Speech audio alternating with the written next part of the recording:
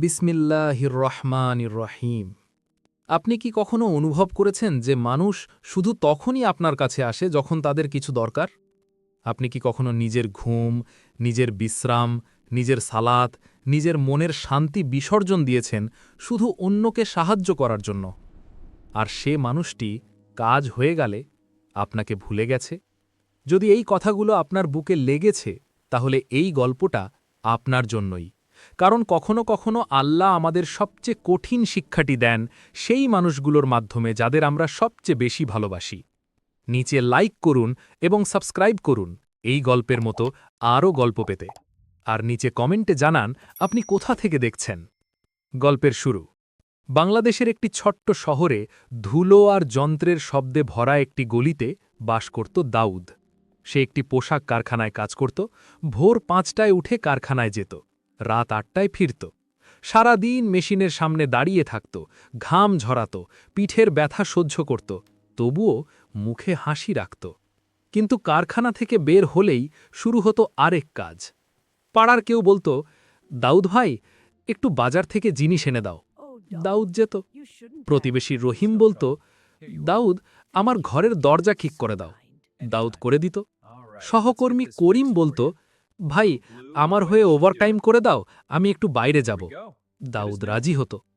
সে কখনো না বলতো না, সব সময় হাসি মুখে বলতো, আরে ভাই, কোনো সমস্যা নাই, আল্লাহ দেখছেন। মানুষ তাকে ভালোবাসত, প্রশংসা করত, বলতো দাউদের মতো মানুষ আর নাই। কিন্তু ধীরে ধীরে তার নিজের জীবন থেমে যাচ্ছিল। তার ঘরের ছাদ চুইয়ে পানি পড়ত, ঠিক হয়নি। তার মায়ের ওষুধ আনার কথা থাকত, ভুলে যেত। তার ফজরের সালাত ছুটে যেত, কারণ রাতে অন্যের কাজ করে দেরি হয়ে যেত। প্রতি রাতে সে বাড়ি ফিরত ক্লান্ত, ভাঙা শরীরে, বুকে একটা অদ্ভুত শূন্যতা নিয়ে।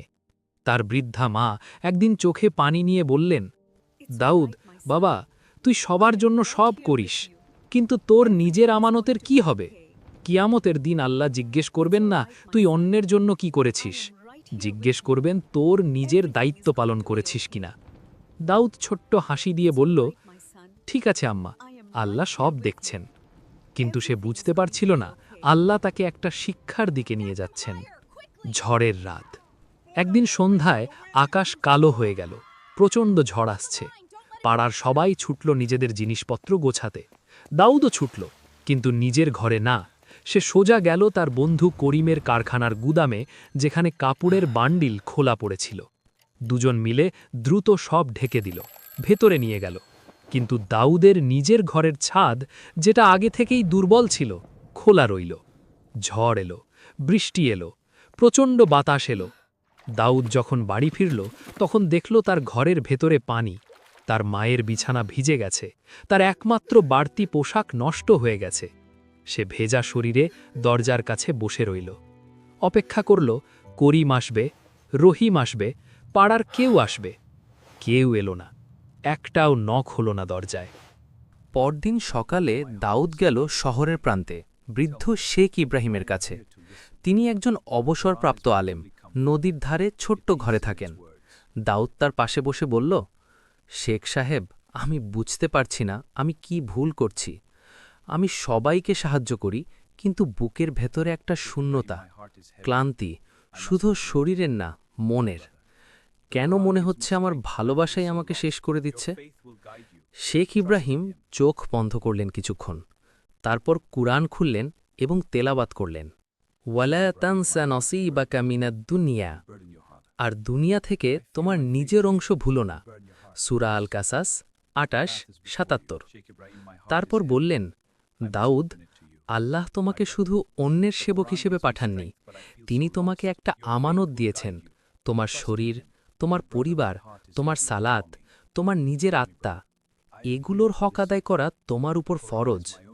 তিনি আরও বললেন, আমাদের প্রিয় নবী মোহাম্মদ সাল্লাল্লাহু আলাইহি ওয়াসাল্লাম বলেছেন, তোমার শরীরের তোমার উপর হক আছে, তোমার চোখের তোমার উপর হক আছে, তোমার পরিবারের তোমার উপর হক আছে।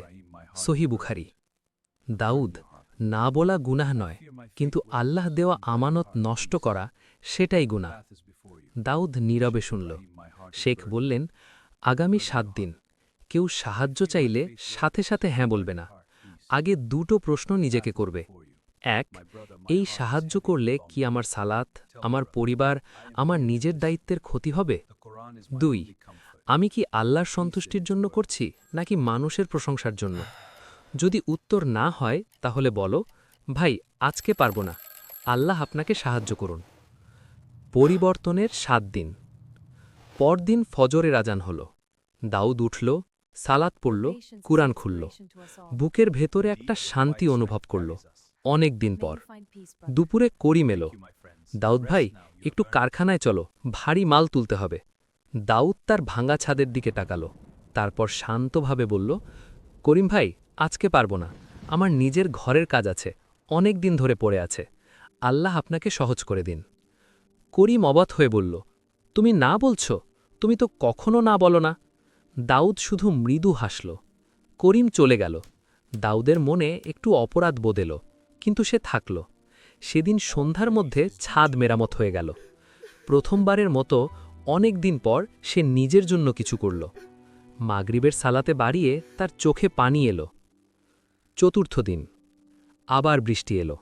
এবার দাউদের ঘর ঠিক ছিল। সে বসে রইল, দেখল করিম এলো না, রহিম এলো না, পাড়ার কেউ এলো না। কিন্তু এবার সে রাগ করল না, কষ্ট পেল না। সে সিজদায় গেল এবং ফিসফিস করে বলল, আলহামদুলিল্লাহ, ইয়া আল্লাহ, আপনি আমাকে শেখাচ্ছেন শুধু আপনার উপর ভরসা রাখতে, মানুষের উপর না।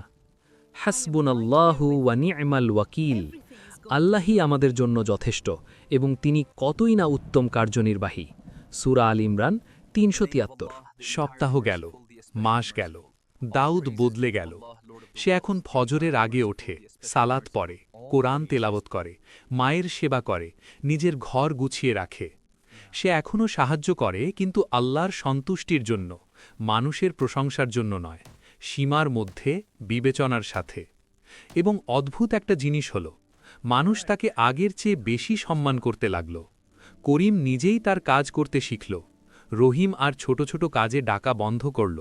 কারখানার সুপারভাইজার তাকে বলল, দাউদ, তোমার মধ্যে একটা পরিবর্তন এসেছে, তুমি আরও শক্ত হয়েছ। দাউদের মুখে একটা শান্ত হাসি ছিল সবসময়। সেই হাসি আগের মতো ক্লান্ত ছিল না, এই হাসি ছিল তৃপ্তির। শেখের শেষ কথা। একদিন শেখ ইব্রাহিম দাউদের ঘরে এলেন। পরিষ্কার উঠান, সুন্দর ঘর, মায়ের মুখে হাসি দেখে তিনি চুপ করে রইলেন কিছুক্ষণ।